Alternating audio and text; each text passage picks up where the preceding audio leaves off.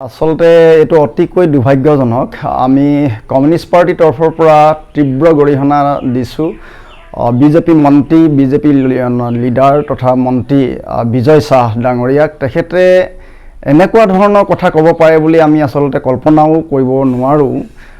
যি সময়ত আজি পেহেলগামৰ ঘটনাৰ পিছত ভাৰত চৰকাৰে যি সিদ্ধান্ত ল'লে এই সন্ত্ৰাসবাদী ঘাটি উৎখাত কৰিবৰ কাৰণে, আৰু যাৰ ফলত যি মানে আমাৰ সেনাবাহিনী তৰফৰ পৰা এই কাৰ্যসূচী সফল ৰূপায়ণ কৰিলে, আৰু ইয়াৰ পিছত কৰ্ণেল ছুফিয়া কুৰেশ্বীক এই ধৰণৰ মানে সন্ত্ৰাসবাদীৰ ভগ্নীৰ বুলি মানে ইটিকিং কৰা কাৰ্য কেতিয়াও আচলতে সমৰ্থনযোগ্য হ'ব নোৱাৰে।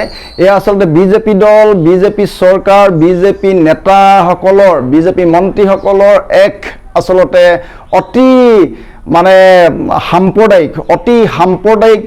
সাম্প্ৰদায়িকতাবাদক মানে সম্প্ৰসাৰণ কৰাৰ, সাম্প্ৰদায়িকতাবাদক মানে আৰু অলপ গা কৰি তোলাৰ এক মানে প্ৰয়াসৰ বাহিৰে আন একো নহয়।